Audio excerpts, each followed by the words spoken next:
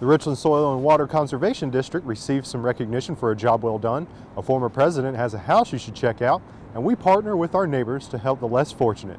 Let's review what's going on in Richland County.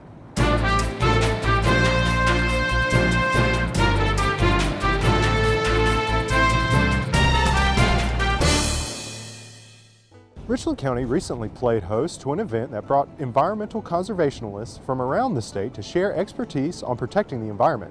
We're here today participating in a two-day conference, which is the 73rd Annual Partnership Conference here in South Carolina. The conference is sponsored by the South Carolina Association of Soil and Water Conservation Districts. In Richland County, the Richland Soil and Water Conservation District is one of the participants. And we're here with our partners, which is the U.S. Department of Agriculture, Natural Resources Conservation Service, and the South Carolina Department of Natural Resources.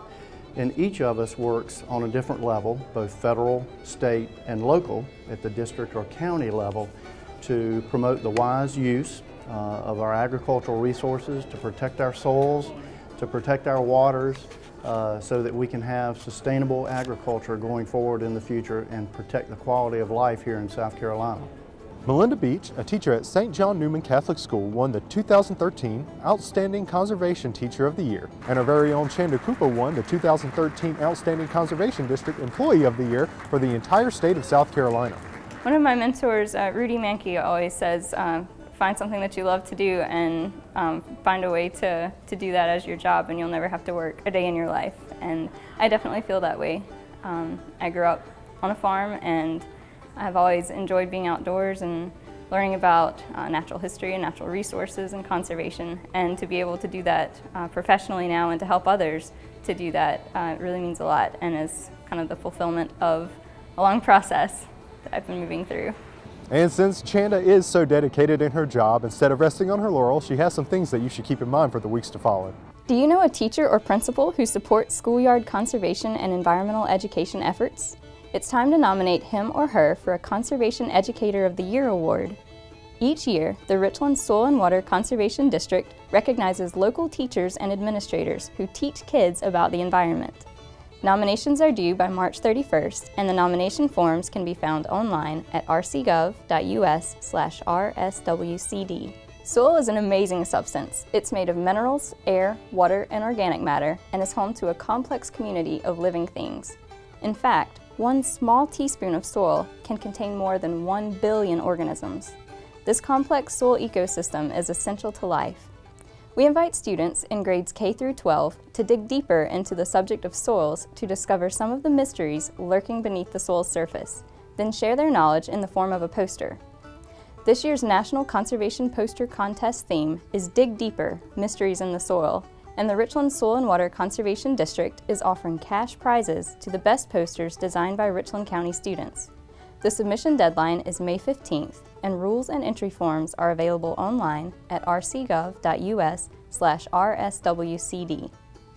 Richland County officials used a combination of new technology and old-fashioned hard work to ensure February's winter storm, which walloped much of the state, did not deliver a crippling blow to the county residents. The combined efforts of Richland County's emergency services and public works departments helped to minimize the effect of the snow and ice on roadways and ensure emergency officials could respond to residents amid the crisis. Information and analysis from the county's chief meteorologist, Kenna Quinn, and data from the Richland County's Weather Information Network data systems, also known as RC Winds, aided in developing the county's winter storm response. Once the snow and ice had accumulated, the county mobilized this ground attack, working in collaboration with South Carolina Department of Transportation and Public Works departments to help keep the roadways clear. Since 1933, this property has operated as a historic house museum celebrating the life of Woodrow Wilson, the 28th President of the United States. Young Tommy Wilson's parents built this house in 1871 with the intent of remaining in Columbia. However, in 1874, Dr. Joseph Wilson received a new posting, and he and his family moved to Wilmington, North Carolina. Closed in 2005 due to structural issues, Columbia's Woodrow Wilson Family Home has undergone a multi-phase comprehensive rehabilitation and reopened to the public on Saturday, February 15th. The Woodrow Wilson Family Home features professionally designed exhibit galleries, period vignettes, virtual tours, and wayside signage that grants visitors an interpretive experience never before encountered at this landmark. You can now take a tour of the house 7 days a week. For more information about this or other historic places in Richland County, go to www.historiccolumbia.org. In February, Councilwoman Julianne Dixon invited small and local business owners to the GSA Summit. GSA stands for General Service Administration and works to get small and local businesses to provide services to federal, state, and local governments. If you have a small business and would like to see how to contract with government entities, go to www.gsa.gov. A joint effort between Richland County, the City of Columbia, and Lexington County to address homelessness recently received a national recognition. The Regional Community Development Block Grant and government partnership to fund and support the homeless facility transitions was honored with the Aubrey J. Nelson Award. Representatives from Richland, Lexington, and Columbia traveled to Washington, D.C. in January to attend a National Community Development Association meeting where the award was presented. More than 16,000 people in the Midlands were thought to be homeless at the time Transitions opened its doors in June 2011. The agency provides emergency to long-term housing, job skills, primary health care, and substance abuse counseling. The total combined community development block grant funding from Richland and Lexington counties and funding from Columbia totaled $1.4 million. That's going to do it for this edition of the Richland Review. If you have any questions about the information that we've provided for you today, please feel free to email us at pio@rcgov.us.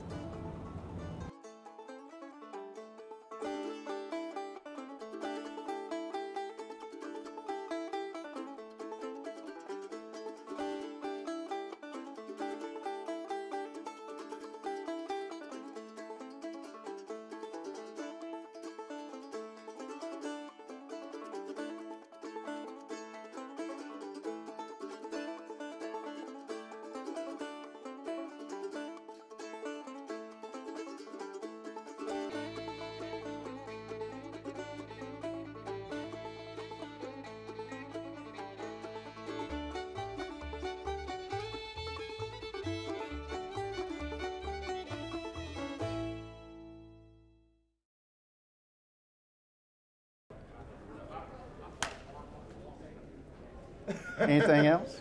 Richland County recently played host to an event that brought environmental conservation.